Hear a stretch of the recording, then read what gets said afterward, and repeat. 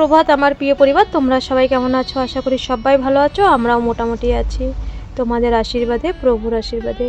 রিমিরূপা চ্যানেলে সকলকে জানাই স্বাগত, অনেক অনেক ভালোবাসা। আজ হচ্ছে মহাসপ্তমী, সকলকে জানাই মহাসপ্তমী অনেক অনেক শুভেচ্ছা। বড়দের প্রণাম, ছোটদের বুক ভরা ভালোবাসা। তো সকালবেলা উঠে সব ঢাকের আওয়াজ শুনেই, তো ভোর 5টাতে ঢাকের আওয়াজ শুনতে হয়, তো আওয়াজ শুনেই তাড়াতাড়ি উঠিয়ে গেছি। পুজোর এই কটা দিন তো তাড়াতাড়ি উঠবো, আর ঘরের সাথে পুজো বলে কথা, আওয়াজ মাইক একটা ব্যাপার স্যাপারই অন্যরকম। যদিও এবছর পুজোটা আমাদের অন্যরকম, বাড়িতে থেকে, তবুও তো একটা যে পুজোর মধ্যে বাড়ি আছি, ঘর থেকে না বেরোতে পারি। আগেরবার তো আমরা বিএমটি রুমে ছিলাম, এই বছর দেখছি তাড়াতাড়ি পুজো, আর গরমটাও কিন্তু ভীষণ রয়েছে এখনও। ওই পুজোটা সেপ্টেম্বরে পড়েছে, আগের বছর অক্টোবরে পড়েছিল, কারণ আগের বছর আমরা অক্টোবরের 2-3 তারিখে বিএমটি রুম থেকে বেরিয়েছি। পুরো সেপ্টেম্বরটা 31 দিন বিএমটি রুমে ছিলাম। তো পুরো সেপ্টেম্বর বিএমটি রুমে থাকার কারণে অক্টোবরে নর্মাল ওয়ার্ডে আমাদের দিয়েছিল, প্রাইভেট ওয়ার্ডে। তো তারপরে আমি বাড়িতে যখন আমরা সেন্ট জর্জ ছিলাম, ওপিডি হতো, তখনই কিন্তু আর কি মানে পুজোটা হয়েছিল। তো এই বছর দেখছি অনেক আগে পড়ে গেছে, সবাই বলছে। তো আমি বললাম হ্যাঁ, মাত্র কত 27, এই তো কালকেই শেষ হয়ে যাবে সেপ্টেম্বর। তো আর যদি 10-15 দিন পরে পুজোটা হতো ভালো হতো, একটু ঠান্ডা ঠান্ডা পড়তো, ভীষণ গরম। তো যাই হোক, আমি ঘুম থেকে উঠে দোকানে, বাবা গেছে হাঁসপুরে মাল আনতে, গেছে তা গেছে, আর আসছে না। এইদিকে তরকারি মানে সবজিগুলো কেটে নিচ্ছি আর দোকানদারি করছি, সাথে মানুও অবশ্যই আছে। আর মানুষ তো আজকে পড়ার পুরো ছুটি, কালকে যা পড়ানোর টিউশনি পড়ানো হয়ে গেছে, আজকে ছুটি। তো সকালবেলা কি রান্না করব? সকালবেলা রান্না হবে জলপাই দিয়ে একটু ডাল, মিষ্টি কুমড়ো ভাজা আর ভিন্ডি ভাজা। বললো মা আমাকে আজকে ডিম সিদ্ধ দিও না, কালকে যে কেকগুলো এনেছে তো দোকানে রেখেছিলাম, তো বলছে আমাকে একটা কেক দাও। তো আমি বললাম ঠিক আছে, ওকে কেক আর 1 গ্লাস জল দিলাম। তো একটুখানি খেয়েই বলছে যে মা ভীষণ পরিমাণে মিষ্টি, আমি খেতে পাচ্ছি না। আমি বলছি তুই আমাকে ডিম সিদ্ধও করতে বললি না। তো ঠিক আছে, খুব তাড়াতাড়ি এক্ষুনি রান্না হয়ে যাবে। তো বলছিল মা ওই ভেজ ডাল কালকে আর কি, মানে কালকে তো অষ্টমী, কালকে নিরামিষের জন্যে। তো আমি বললাম ভেজ ডালের মতন বিন বল গাজর বল কিচ্ছু নেই ঝুড়ির মধ্যে, আবার বাজার করতে হবে, একদম বাজার বাড়ন্ত। আর দুপুরবেলা বলছে বাবা, তো তারপরে বাজারে গিয়েছিল, মানে বলছে কোনো মাছ নেই। অবশ্য এখন মাছ কিন্তু পাওয়া যাবে না, কারণ হচ্ছে পুজো চলে এসছে। তো আমি বললাম মাছ পাওয়া গেলে যাবে, না গেলে না যাবে, তো যা আছে তাই রান্না করব। আজকে আর কালকে অষ্টমীর দিন কিছু একটা পাওয়া যাবে না। আমি যে দেখতো মানু, আমি গিলাসে ড্রামের জল রাখলাম না কলের জল রাখলাম, আমি বুঝতে পারিনি। তো মানু একটা কেক খেয়েছে, আমিও সাথে একটা কেক খেয়েছি। তো মানু খায়নি, মানে ওটা পরে বাবা খেয়েছিল, মানু 1 কোনা খেয়েছে। তো রান্না করছি আর দোকান দেখছি, রান্না করছি আর দোকানে যাচ্ছি মাল দিতে। বোঝোই এখন পুজোর সময় বেচা কেনাটা। তো বাবা যাই হোক এসছে, আসার পরে তারপরে ভাত দিতে এসছি, জানি নাহলে ভাত বাড়তে বাড়তে খেতে খেতে আবার যেতে হবে। তো মানু খেলো, আমি খেলাম, আমিও খেয়েছি কটা মানুর পাতে, মানুকে খাইয়ে দিতে হয়েছে, আর বাবাকেও দিলাম।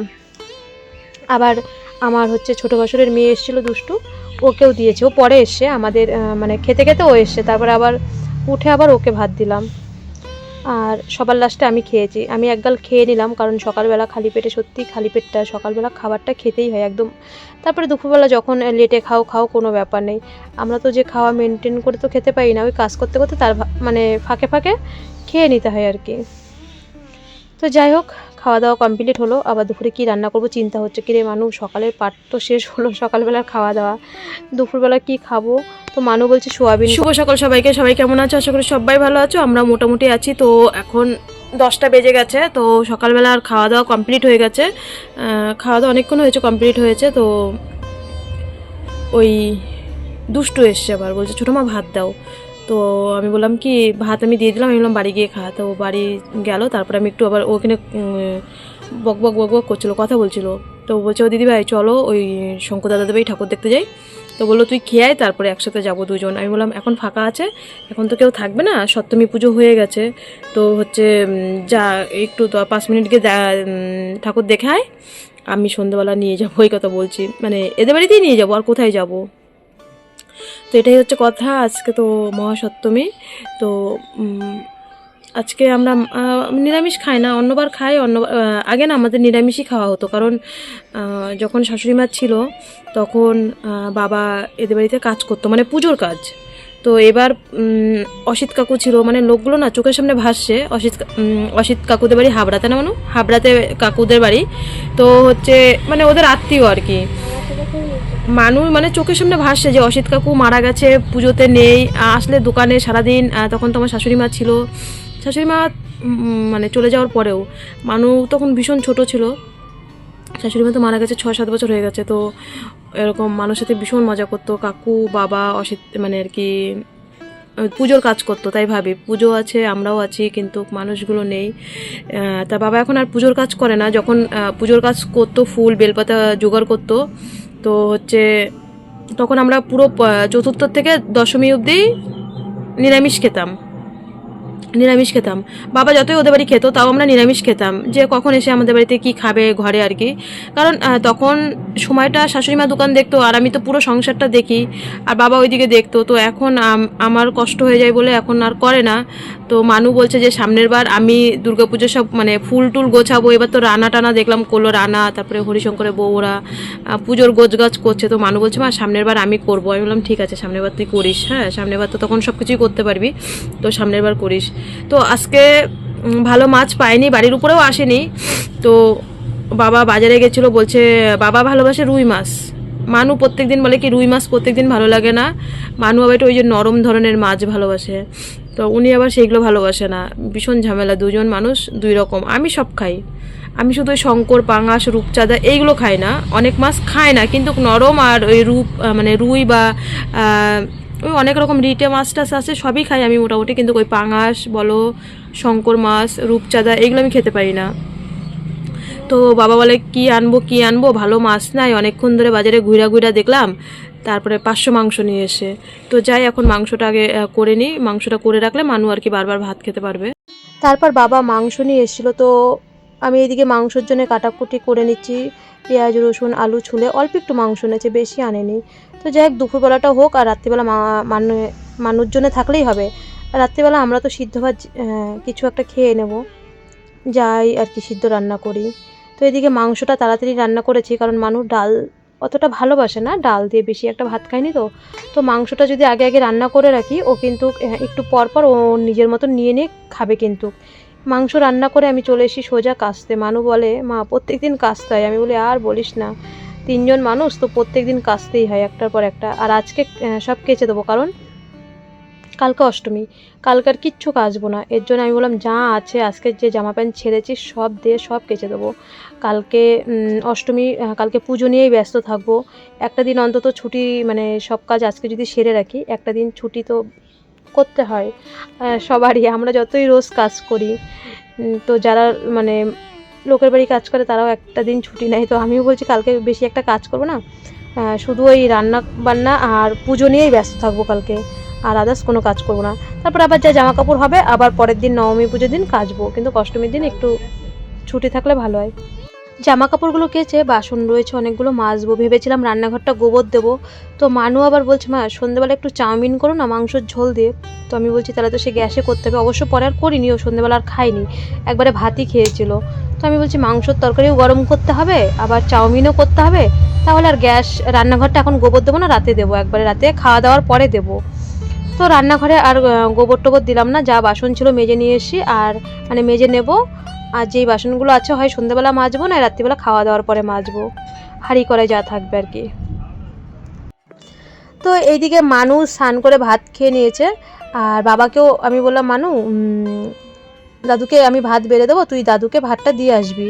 তো বাবা বললো না আমি বারান্দায় খাবো, আমারে ভাত দিয়ে দিস। আমি বললাম ঠিক আছে তোমরা খাওয়া দাওয়া করো, আমি যখন হয় তখন খাবো, আমার কোনো ব্যাপার নেই, আমার 3টে 3:30 বাজলেও কোনো ব্যাপার নেই।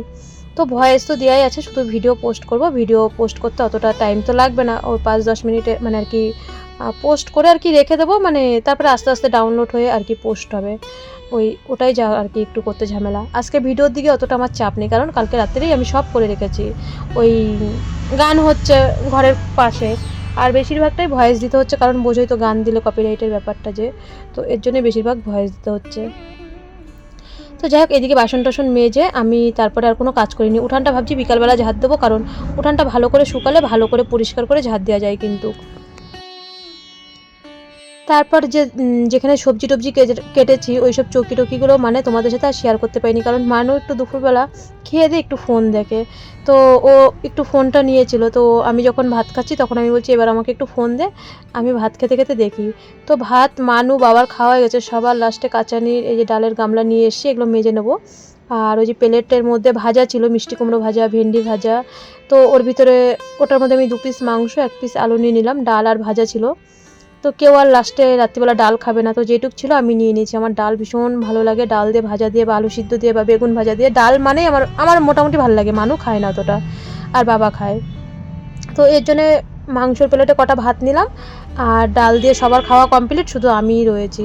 খেয়ে দিয়ে মানুকে লেবুগুলো কেটে দেবো। তো লেবুগুলো এখানে আমি আর কি জলে ভিজিয়ে রেখেছি, 1 ঘন্টা 2 ঘন্টা আগে জলে আর কি ভিজিয়ে রাখলে ভালো হয়। তো দেখো আমার জন্য কি নিয়ে এসছে।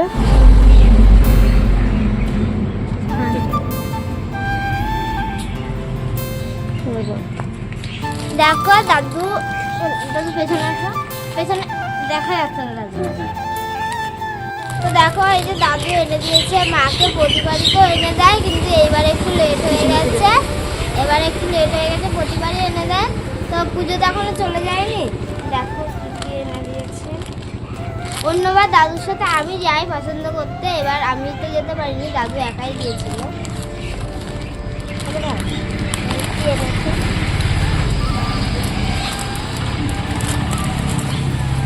আমাদের দেখা হয়ে গেছে একবার, পুরো ইউনিক ডিজাইন, আমরা প্লাস্টিক খুলে ফেলেছি। নাইটিগুলো ডিজাইন পুরো ইউনিক। দেখো হাতাটা কি সুন্দর, আর আরেকটু আর দেখো এই কালার, আর এই একটা কালারের নাইটি এনেছে। দাদুর চোখে পছন্দ আছে, দাদুর চোখে পছন্দ আছে, দাদু এগুলো পছন্দ করে নিয়ে এসছে। আমি অন্যবার চাই, অন্যবার আনি। আর এই যে এই শাড়িটা দিয়েছে দাদু মাকে, এই সুতির শাড়ি, শাড়িটা দিয়েছে। একটু খুব সুন্দর দেখাচ্ছে, খুব সুন্দর পিছন ক্যামেরা করবো নাকি? খুব সুন্দর লাগছে, তোমরা বলবা এই শাড়িটা। আমার দাদুর যা সামর্থ্য হয়েছে, যা সামর্থ্য তাই প্রত্যেক বছর আমার দাদু একবার একটা পলা আংটি দিয়েছিল। এই না, গেল বছর, তার আগের বছর আমরা দশমীর দিন বাড়ি আসলাম, তখন দাদু আমার একটা পলা আংটি কালী পুজোর সময় দিল। মাকে একটা পলা আংটি দিয়েছিল দাদু কালী পুজোর সময়, সেটা বন্ধ করেছে দিয়েছিল কবে জানো, কালী পুজো আগের বার আমরা তখনও বেলুড়ে ছিলাম, দশমীর দিন এসেছিলাম কিন্তু দাদু আমাকে ঠাকুর দেখাতে নিয়ে গেছিল, সেদিনকেই গাড়ি ভাড়া করে নিয়ে গেছিল ঠাকুর দেখাতে। ওই দিনকে কোনো রকম ঘুরেছি, তারপর আমরা আজকে 4 বছর হয়ে গেছে ঠাকুর দেখতে। টাকা ওই দিনকেই নিয়ে গেছিল।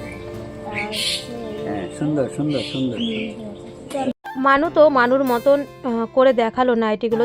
চলো এবার আমি দেখাই নাইটিগুলো, পুরো একদম ইউনিক নাইটি। কারণ প্লেন নাইটি তো সবসময় পরি, এই নাইটিগুলো দেখো মানে ভীষণই একটু আনকমন।